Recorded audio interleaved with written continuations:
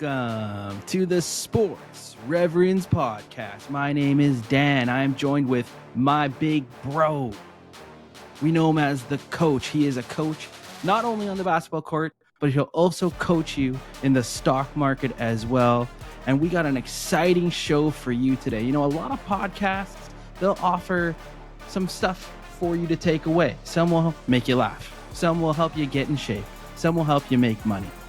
In the Sports Reverends podcast, we offer something greater than all those things. We actually offer the solution to all your problems. I know that sounds absolutely crazy, but that's what we do. We point you to the source that's going to be the solution to all of your problems. And what you're hearing in this podcast is a bunch of sports takes, but most importantly, our unapologetic faith. It's about Jesus pulling us out of the mud and how sports and faith has shaped our lives. So, Coach, why don't you give all the Sports Reverends fam a rundown of the docket, and let's get going. All right. Here we got on the docket today, quick hitters as always. We're going to talk a little bit about how we did on our picks last week and who we're picking this week. We're also talking about the mid-tier on the basketball side, Eastern Western Conferences. We'll briefly touch on some baseball. And then getting down to our real talk section, which is always our favorite part, is knowing your role as it applies to both your sports teams and your faith. Why don't you get started with quick hitters number one? Quick hitter news. Let's go. The New York Jets have traded a conditional third-round draft pick to the Las Vegas Raiders for Davante Adams.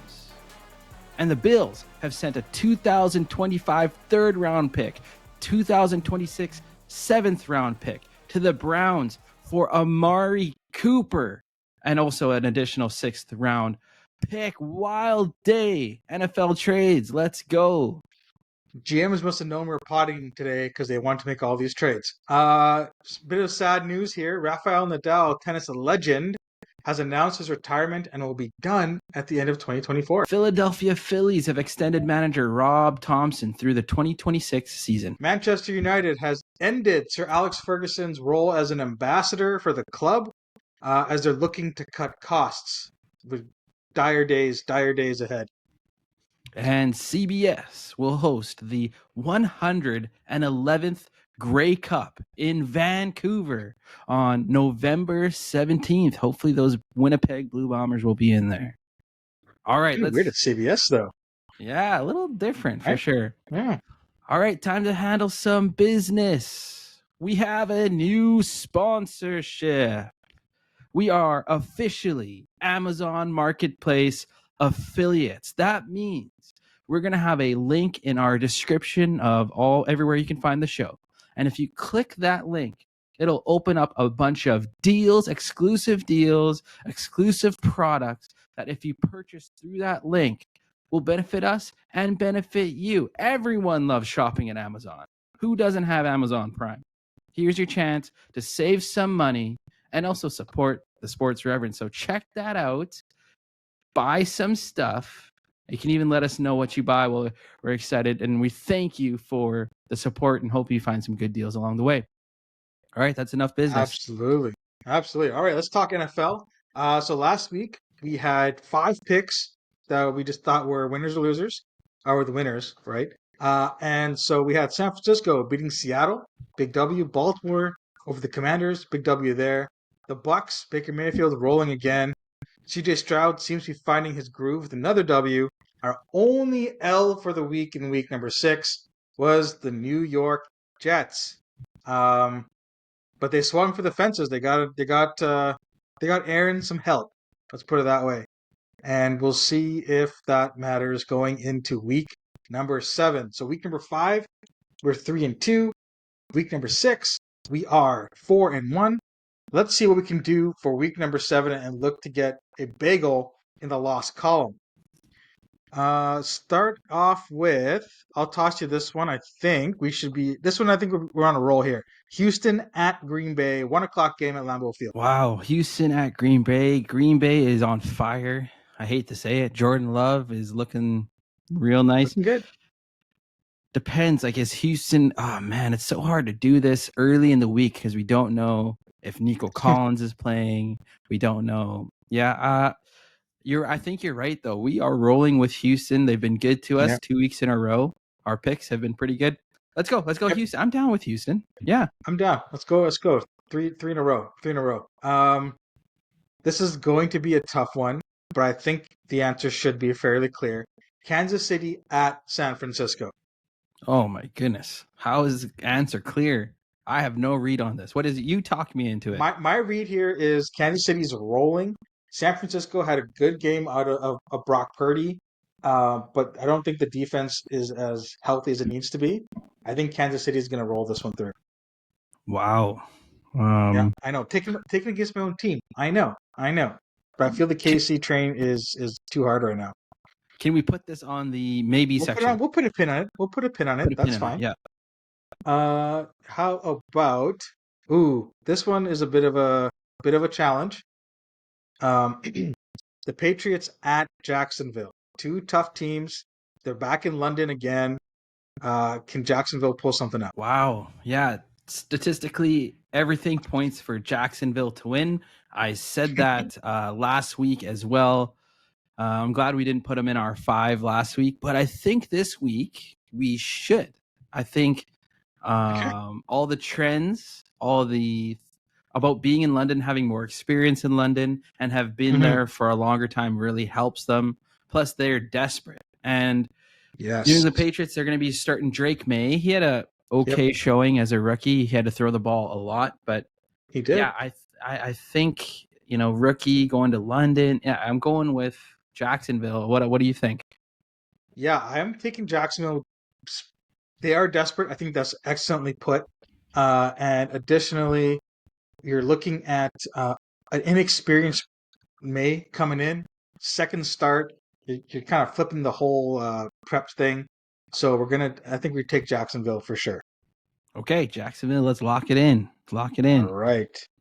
Oh, so Jacksonville, Houston. It's a tough thing to choose Jacksonville these days. How about this? I think this one is going to be I think it's going to be okay, but you might have a different take. Tennessee at Buffalo. I think Buffalo is going to put on a show.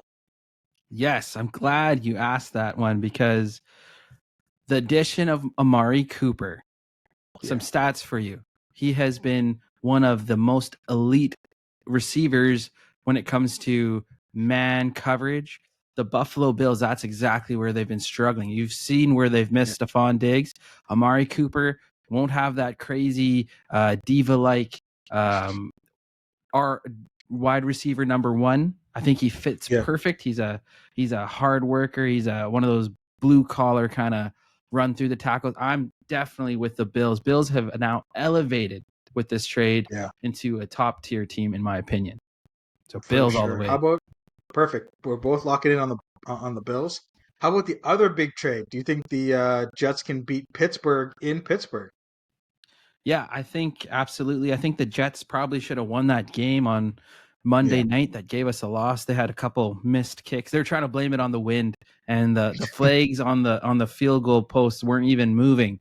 And they're saying, "Oh, the wind gusts are up to 30 miles per hour." And no, yeah, I think they just blew the kicks.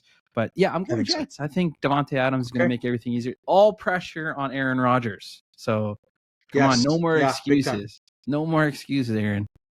It's all on him. This is a bit of a challenge. Oh. Did you see him throw Mike Williams under the bus? Oh, big time. Big time. Not running his route, just chucked him under there. Yeah. Was that leverage to bring in Devontae Adams though? Maybe. I think he's unhappy, but he's pulled all the triggers now this year. New coach. He's got a big weapon. Offense is clearly in his hands. Mm-hmm. He's got to deliver. Now, granted, they're not that far off the pace right now, but things can go ugly pretty quick, right? So, let's go with I think this should be a lock. Philly at the Giants, interdivisional game. What do you think? They're in New York. Yeah. And I know Philly's been a bit uneven. Also a tough one. It's the divisional games. They're like statistically hard to choose because they just beat up on each other for most divisions in the NFL. I think Philly will win. Yeah, I think Philly will win, but I don't think it's going to be. I think we're going to be sweating this one. if we lock it in. I'm okay sweating this one. I have a bit of faith here. I think Okay. we're gonna go 5-0 this week. All right, that wraps up our NFL recap here. So the Sports Revs 5 for this week: Jacksonville, Houston, Buffalo, the Jets, and Philly. Even though we're not feeling so great about Philly, we're picking Philly. On to my favorite thing to talk about: basketball. We're going through the mid tier right now of the each conference. So the middle tier in the East and middle tier in the West. And so, who do we have going first? Who are we going to talk? The Atlanta Hawks. Big DeJounte Murray trade. So they got off DeJounte Murray. I think they're going to be worse. I don't think Trey is the guy. He can't be the guy. He doesn't play defense. Sure, he stretches the D on offense, but can you count on him on crunch time to get you that bucket? I don't think so. Too small, not good enough D. What are your thoughts? You know, they had the number one pick, Zachary Rissachir from France. Watching him in preseason, I know it's preseason. He looks Yeah, good. He looks like a great fit for them. I still think they'll be mid tier, probably on the lower end, but they'll be like, you're probably right. They're probably worse, but their future is brighter. And there yeah, might be a I better think fit with Trey Young there, tossing them lobs. They'll be mid tier still. they'll sniff the play in, but 10th would be kind of where I expect them to finish. Up next, the Chicago Bulls, the return of Lonzo. You know what? They're still going to be mid tier.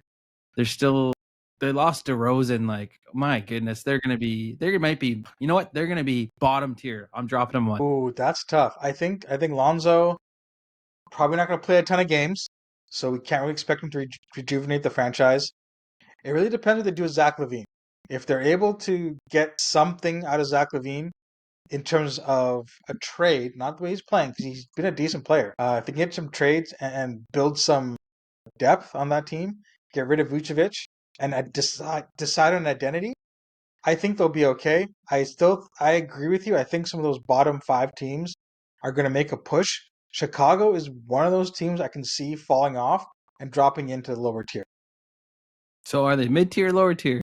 No, they're going to drop into the lower tier. I see them Okay. dropping. All right. Yeah, Next I one think so. up, the Miami Heat, mid tier right now. I'm going to say they stay in the mid tier, probably on the upper echelon of things. I think Jimmy Butler has gotten healthy, and it all is based on him. They have the guys around him that are Heat culture, the dogs, they work hard. But yeah, I'm going mid tier. Jimmy Butler, if healthy. Well, post playoffs last year, or after the Heat lost, Jimmy said a few things, and Pat Riley came out and said a few things. Jimmy can't talk if he's not playing, basically. That's So right. I think for Miami, they're okay being a mid-tier team because it's championship or bust for them. They have an interesting roster, but Jimmy's got to ball out. Tyler Hero has got to ball out and really step up to that contract. And we'll see if they can kind of get that cohesion of that whole because they had the midseason trade anyway, right? So that kind of disrupted a few things. I think they're going to finish in between these 8 to 6 spot again, but will be a real push come playoff time. All right, next one up, the Philadelphia 70s. Coach, you go first this time. Okay, this is a tough one for me. I think the addition of Paul George helps them in the regular season. Embiid will play a lot of games at home probably, and he won't play a 65. He's already talked about I'm going for a championship. This is a interesting team. Maxley really has to, or Tyrese Maxey has to really drive the ship here. I still don't think they're going to win enough games against the top echelon to really make a change. I think they finish in the seventh or sixth spot. Um, yeah, it's a tough call Yeah, I for them probably moving agree up. with you. They stay mid tier. I think Paul George already has an injury, so they're all going to collectively miss enough games for them not to be in the upper echelon. I think come playoff time, if they're healthy, they're a top team in the East for sure. But that's a big if, a big if. And it's time to look at the Indiana Pacers. I'll go first again for this one. Um, I'm not the biggest Pascal Siakam fan. However, I think he's found his role here, as we'll talk about later today. He's found a good spot for him where he can still do all the crazy things he needs to do, but he doesn't need to be counted on for the clutchness to win those final games. So I think Indiana has a chance to really push into the top five, given some of the injuries that are prevalent in a lot of these teams. They play fast, they shoot well, and I think they're going to coagulate really well this year. And I think they're push for a top five spot. How dare you? How dare you with the Pascal Siakam slander? Oh my goodness! I Here we love go. Pascal. I'm still hurt that we traded him. And once again, he's in a situation where he's asked to be the A when he's always been the best 1B. Mr. Shooter over there can't stay healthy and can't be consistent. Mr. Halliburton doesn't get playing time Okay. with Team USA. I'll tell you why the Pacers are going to finish top 3. The return of Benedict Mathurin, the Canadian Montreal born, is a huge. No one's talking about how lethal he is as a defender on the perimeter and a bucket getter. If he can just be okay 3-point shooter, they are going to be nasty. Shout out Pacers. Go. Next up, Okay. Okay. Heading over to the West. the West. We got the Golden State Warriors. Actually, I'll start this one out. And in Yeah, you go addition, ahead. as Benedict Mathurin, a counterpart, or not counterpart, but similar to Benedict Mathurin, we saw the emergence of Kuminga. Jonathan Kuminga is also ascending, very good player, maybe all-star caliber one day. Maybe. If Jonathan Kuminga can be an all-star level player, and Andrew Wiggins can return to, at least a decent version of himself, I think the Warriors will be on the upper echelon of the mid tier, more at the 7th, 8th, rather than the 9th, 10th. Yeah, I think this is a really interesting team. They're not gonna have Clay anymore, and I think that opens up them to play a different way, and that could really bode well for Kuminga. I think Wiggins does have a bounce back year. I feel their collective age is gonna hold them back though. I don't see them in the top five for sure, but I could see them at 6 or 7 for sure. A strong, strong presence. And as long as Draymond doesn't go crazy, I think that is also one of the X factors here. Because let's be honest, Draymond's focus feels like it's everywhere but basketball right now, and he probably wants to go sip some wine with his buddy LeBron in uh, in the Napa Valley there. But I can see them finishing anywhere from I strongly feel 7 or 6 for sure. All right, I like it. We're alike on that one. Next one Me up, too. Sacramento Kings, DeMar DeRozan, DeMontis Sabonis, De'Aaron Yeah, Fox, I, and I'll, Keegan Murray. I'll Go ahead. yeah, I'll go off with this one. Fox has delayed signing his new extension. He's pushing for a 4-year max, whatever it is, which could turn into a super max if he makes any one of the lists. I like DeRozan. I don't think he's the best fit for this team because he's not a volume 3-point shooter. It's going to be really cluttered in that paint with DeRozan, Sabonis, and Fox all trying to operate. But I also think DeRozan's a bit of a chameleon, and I think he can make it. He'll find a way to fit. I'm keeping Sacramento in the mid tier. I think just with some of the other teams falling down, they have a chance to move up. So anywhere from 8 to 6 for sure. Yeah, I like your take. I think when you talked about in a previous episode, DeRozan and the pick and roll with Fox and Sabonis was some of your best analysis. I didn't really take that in. I think you're right. I do think they're also mid tier, fighting for that 8th spot. So they're in it tough still. The West is so tight. Next up, the New Orleans Pelicans. The addition of Dejounte Murray. I'll take this one first. I'm big on the Pelicans right now. I think they're very good. They were so close to making it out of the play-in tournament, the play-in game. Zion pulled his hamstring. He is a difference maker. He played a lot of games last year. Unfortunately, pulled his hamstring in the play-in game. If he plays, this team is dominant. The addition of Dejounte Murray with Buddy CJ, I think that's a great combo. I'm big on the Pelicans. I'm moving them up a tier, top tier, probably around the bottom, like 5, like number 5. Okay. The big question mark for the Pelicans will be what do they do with Brandon Ingram? If he comes out pouty without it because he hasn't been signed with a contract, he could easily derail this team because he won't play well, and I think he has so many tools to really to show why he was drafted number two. I think the health of Zion's a big aspect as well, but Deontay Murray will give them a pace factor they haven't had in a while. Right? You don't need Zion bringing up the ball. You just have Deontay to take it and go. I really like this game. He plays excellent defense. I think New Orleans, I'm agreeing with you on this, is one of the teams that makes a push for the top five. I Woo! think so. Yeah. Let's go. I really like this team. They ended the season well, like you said. Without having Zion getting hurt, they could have done some real damage. I like it. I like it. That means next pod, there's going to be people coming out of our top five. So that's fun. Now we're on to LA. Beat LA. No, the Los Angeles Lakers, LeBron James. I'll go first. I think they are finishing in the same tier as well on the lower end. I think they're going to struggle this year. They didn't make any moves. So what are they going to like? What are they going to do? I have them lower of the second tier, round 10. Yeah, I agree with you as well. I think there's a couple factors going against them. Number one, JJ Redick, great as a analyst and commentator. Haven't liked his approach in as a coach so far. He's been feels very combative with the media, and there's a lot of pressure on him. I get it, but he doesn't feel like he's in control. And while you do have LeBron James, who's also a very strong voice, you need a coach who can manage LeBron but also have authority, right? You need that voice to drive that through because LeBron doesn't know everything. He can't see everything while he's playing. Second, Bronny James has gone 1 for 11 in his last couple of games. The headlines are going to be about him and LeBron playing together. It feels like a bit of a farewell tour for LeBron. I don't think they're locked in, and I don't think this is going to turn well for Bronny. Lakers will be happy to sniff 10th place.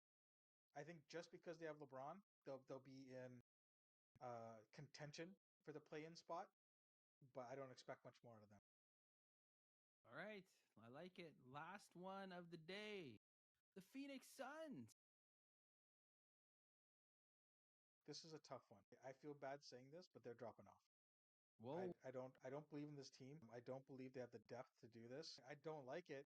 I don't like hearing because I love Kevin Durant, but they just are too top heavy. They are too top heavy, and trading and they had to push their chips in to trade for Beal last year. Beal's not again. He's not a healthy guy all the time. He's streaky. Durant is the only player on this team that is consistent.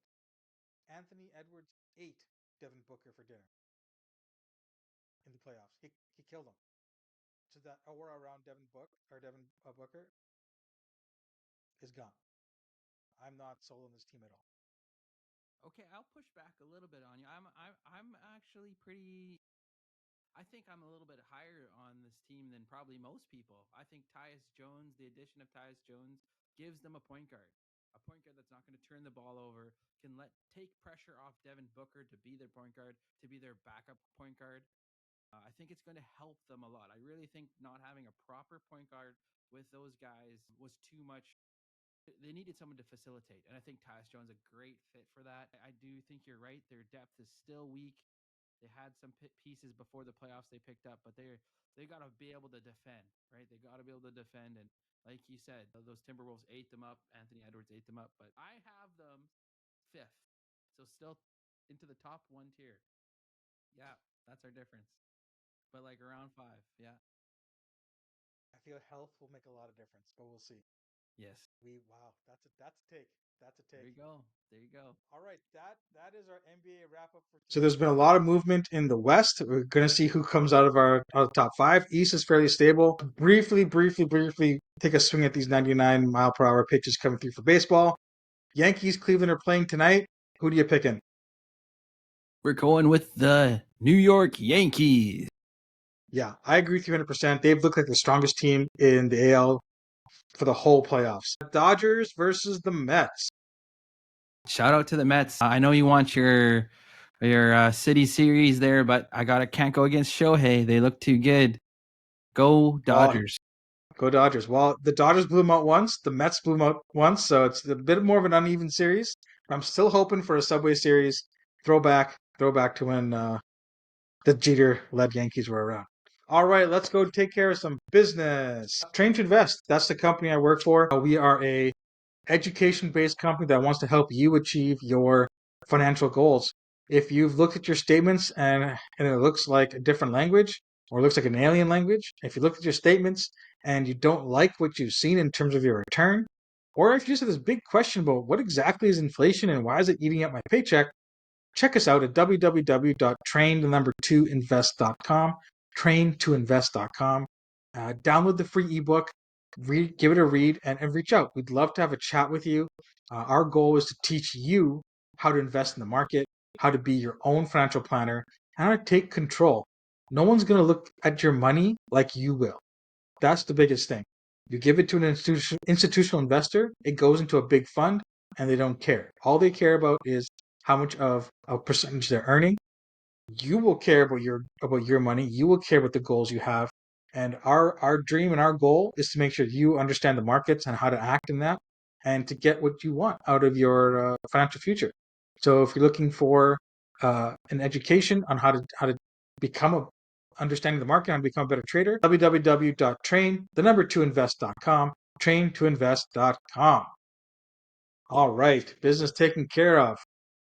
Now time for the best part of the pod, I think, the real talk section. We're calling it Know Your Role. And I'm sure each of us have said that to teammates.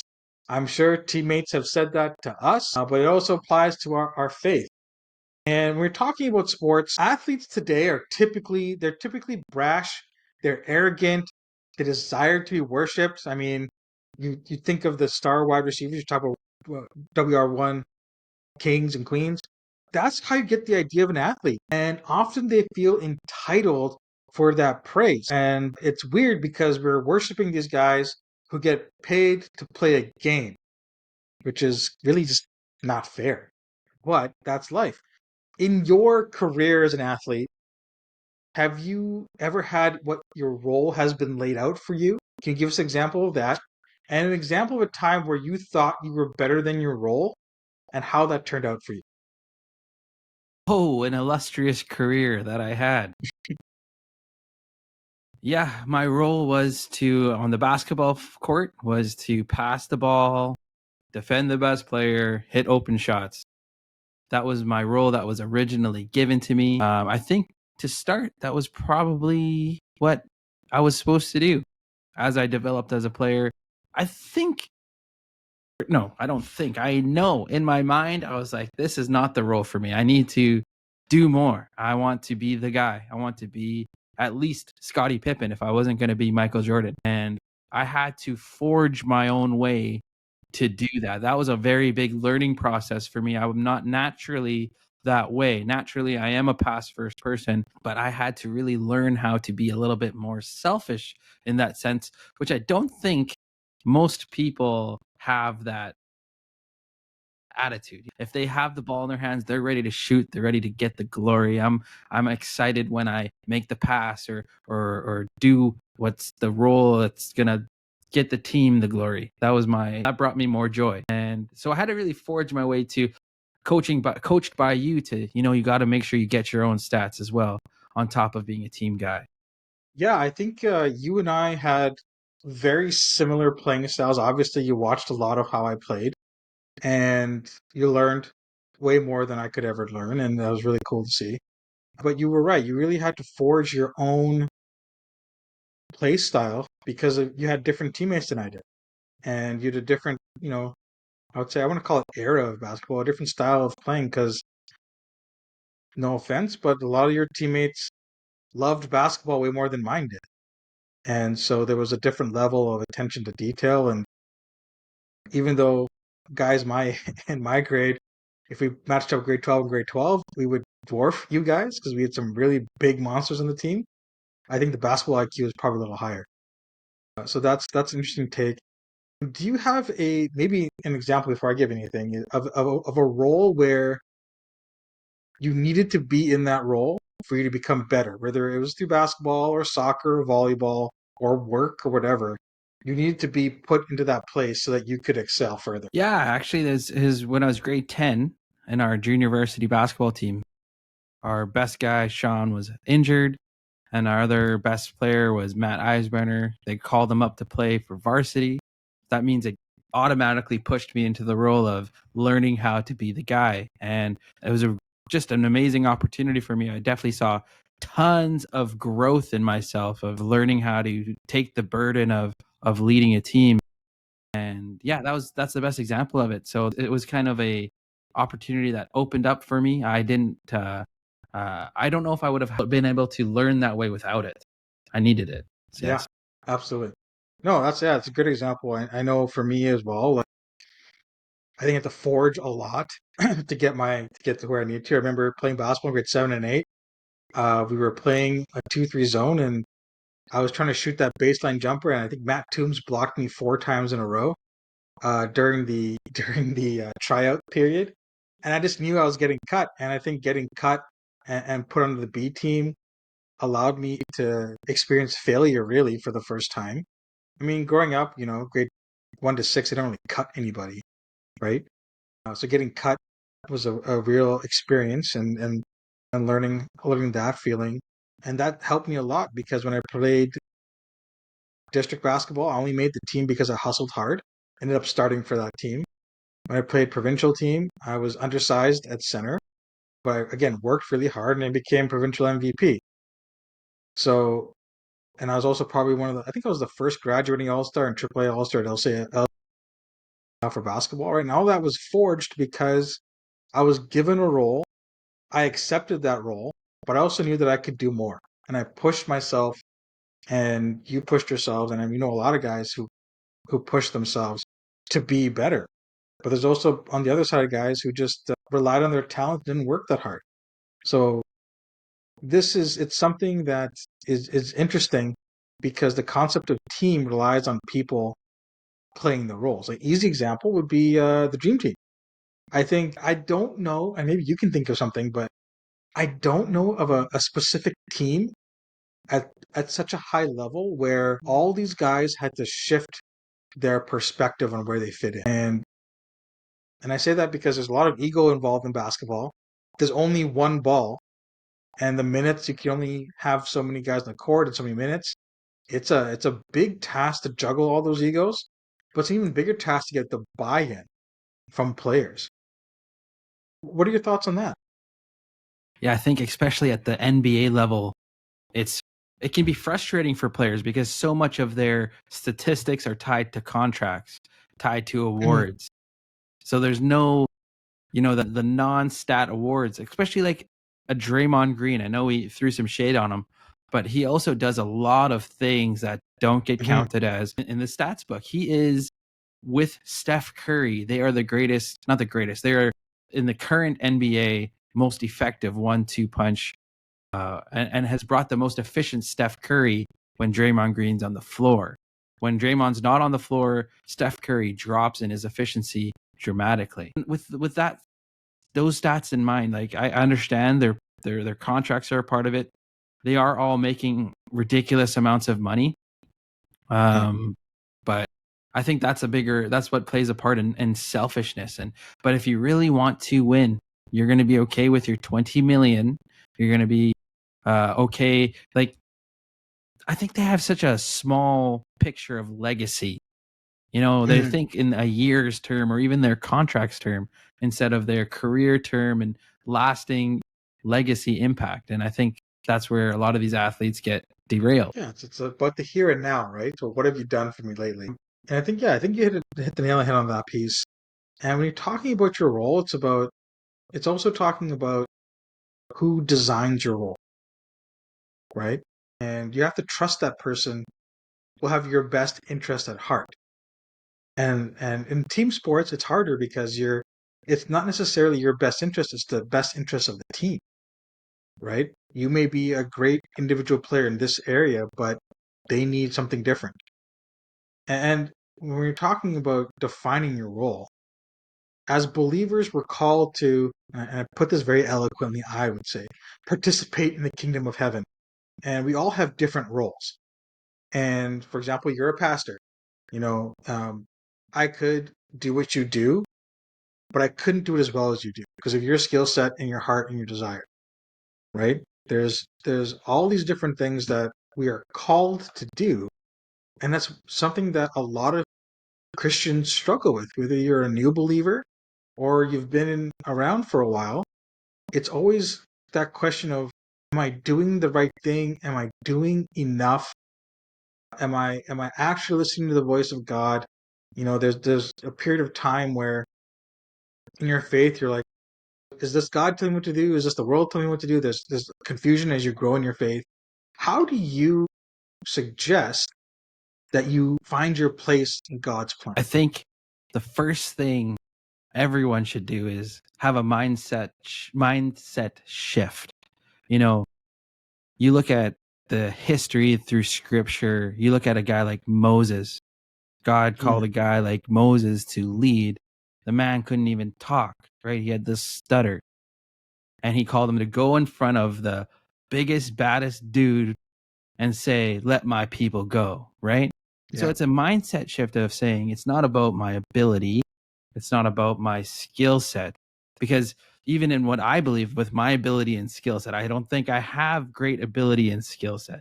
I haven't always loved speaking in public, but these open doors and what I believe I am called to do is to do so. And so it's a mindset shift saying, Lord, I will serve you however you call me, whether it seems crazy in my mindset or not, because you know the way, you have a purpose and plan. There's story after story of broken and messed up people being called to do these amazing tasks. And yeah, so it's more being faithful than believing in just in your ability. Yeah, so I think like you're saying, being faithful is important. It's also being obedient is important as well in terms of playing your role. I know, like growing up, and I'm sure mom and dad told you, pray for opportunities, right? I can think of this very distinct memory. We used to play, the hockey on the street outside in the summertime from noon till whenever, left side versus right side, all that kind of stuff. And I remember going to youth group and being to, hey, bring your friends, invite people, and I went and invited this one of the guys, and they were Catholic, and his parents said, no, that's okay. He goes to Catholic church, it's fine. So I said, okay, that's fine. And I came back and I was talking to my dad, and he goes, well, did you pray about it? And I go, what do you mean? Well, did you ask God about this before you went over there? And I said, no, I just went. And he's like, you gotta, when you're doing something like that, you want to ask for opportunities because that might not have been the right opportunity to do that.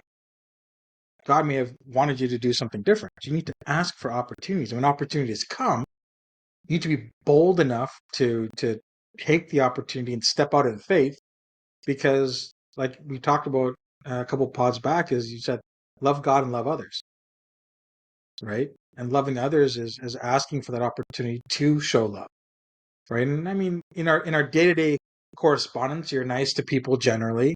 You say please, thank you, not when you walk by them, but asking for a specific opportunity to show God's love will open so many different doors for you, and that's part of what we're talking about in terms of your role.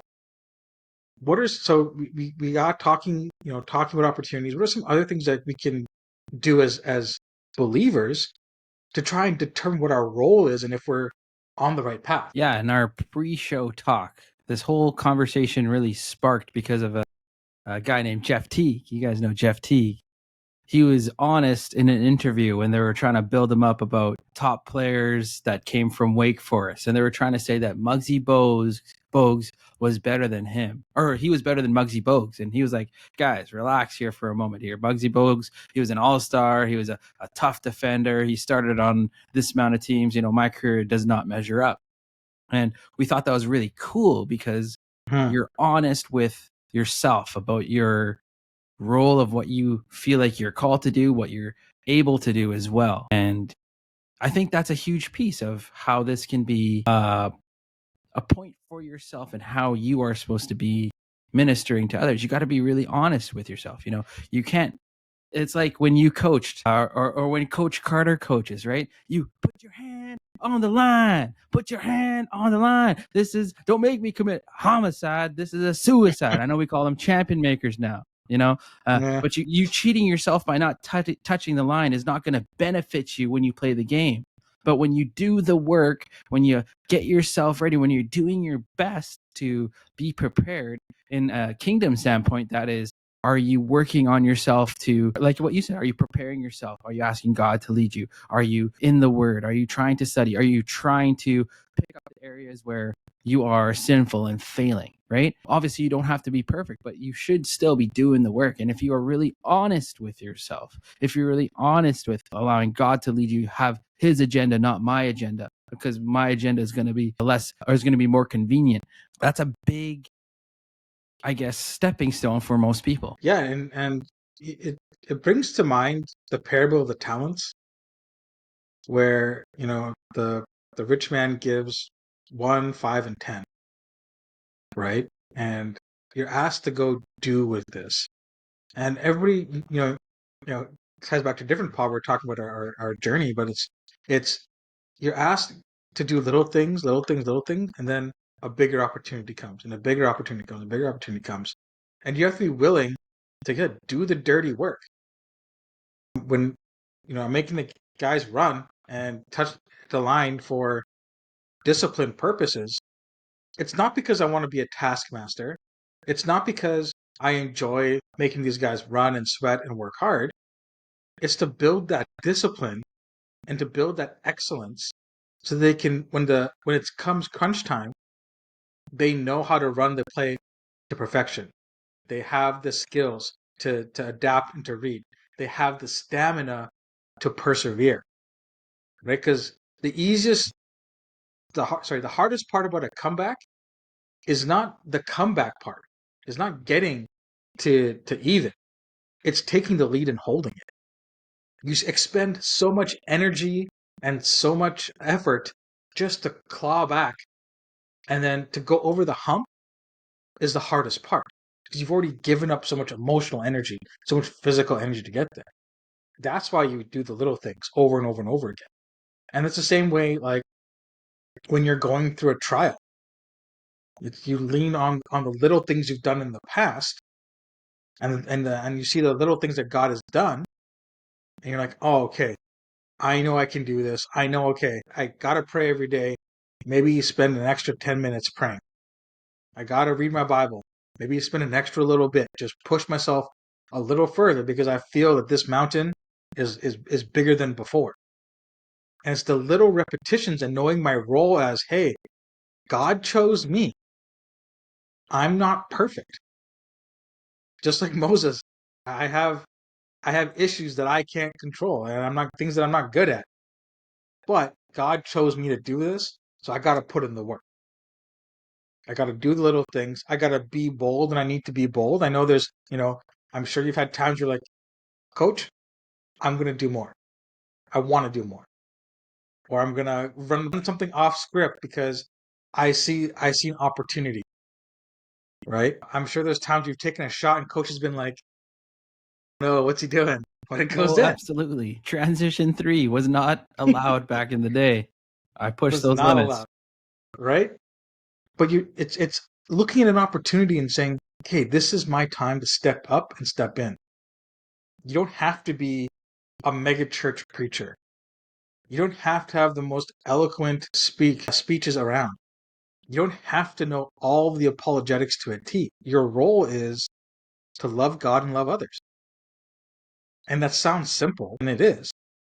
But there's steps you can take to build that foundation, to build that pad where you can launch off and do more and more and more. Right? We often think of God as little baby Jesus, right? And coming up to Christmas time, that's what we're going to be focusing on, right? Is little baby Jesus. But God is the creator of heaven and earth. He's, the king above all kings. That's what we talk about, right? He's not confined to a little box here on earth. He has a plan for your life. And if you're willing to take the steps, this journey that your life can be will be amazing. And it's just like whatever you're learning a new skill. Dribbling with my left hand was the hardest thing I had to learn, and how to do a left-handed layup. I remember walking up and down the driveway, bouncing the ball up and down. But I got it. And Okay, and one of the ways I cut people in grade 5, 6, 7, 8 is, can you do a left-handed layup? So doing the little things, both in your personal life as a discipline, but also as your spiritual life, that's how you fit your role. Yeah, it brings me back to the old adage, practice the way you play. And, if you're not going to do the work during practice, what's the chances of you doing it during the game? If you're not going to if you can't show kindness at church, what's the chance of you doing it outside of church, right? Yeah. And I think that's a great perspective to have, right? You got to do the work. You got to practice the way you play in your Christian walk. Yeah, absolutely. I think that's it's a profound statement that kind of goes under the radar. A lot of times, like church, when people say, why don't you want to come to church with me?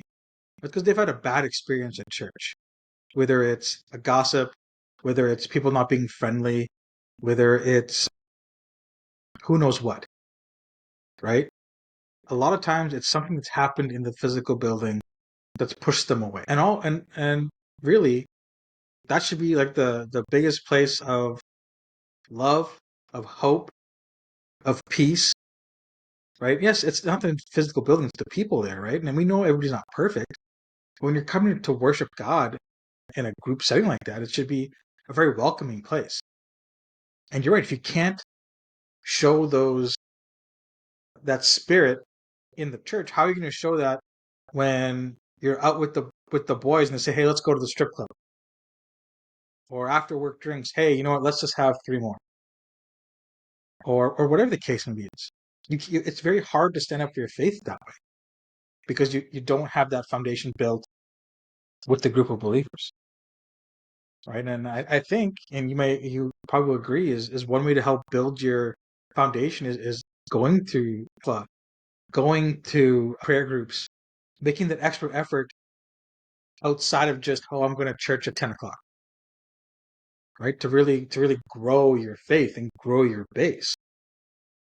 What have you seen, like, empirically, as you've run the church now for a couple of years? How is having those events or groups helped others grow and find their place in their role? The Bible studies and life groups is what you're asking about? Yeah.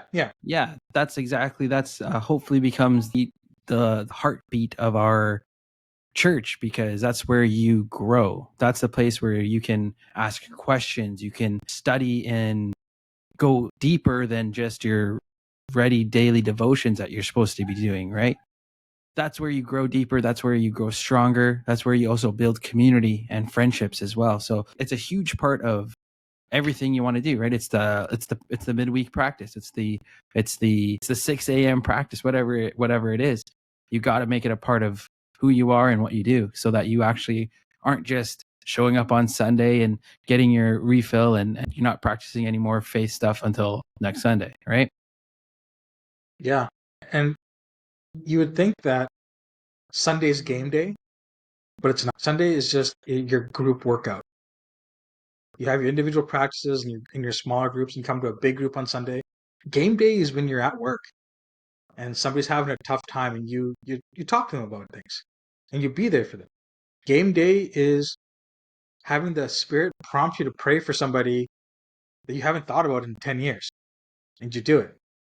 Yeah, Or to give Sunday's the somebody a ice call. bath. Sunday's the ice bath, the Yeah, recovery day. it's your recovery day. Yeah, absolutely. Right. So I think, coming from a non-pastor view, everybody thinks Sunday, oh, you get dressed up for church, you go and worship God. And that's the highlight of your your your spiritual week is church. That's just a refresher. That's just hey, I'm gonna fill myself up so I can fill into somebody else. And I think the ice bath is a great example, because you practice all week, you play the game all week, you come to church, you just recover, and you get fed, and you feed into others, which also feeds you. So I think that's a challenge I put for all you guys out there who are listening. And don't view Sunday as your big game day. Leave that for the NFL. Sunday's your recovery day. And I think the challenge that we both would say is get in the game. That's the biggest part of your role, is getting into the game and finding a way to do that. Any final thoughts before you wrap up today, Pastor Daniel? No, that's all good. I think practice the way you play. Put that in every aspect of your life, and you're going to see growth and change and movement in your own Christian journey, Christian walk, Christian adventure, whatever you want to call it. Awesome. Practice the way you play. Check us out on Instagram. Check us out on Facebook for all the old heads out there. YouTube will be up on the Wednesday. Please, please, please like, subscribe, and send us a comment. We love interacting with your comments. Sports Rev 5 is up. Are we going to go 5-0? I think we're going to have a bagel in the loss column. It's going to be great. But the biggest and most important thing, love God, love others, and get in the game. Peace. Peace.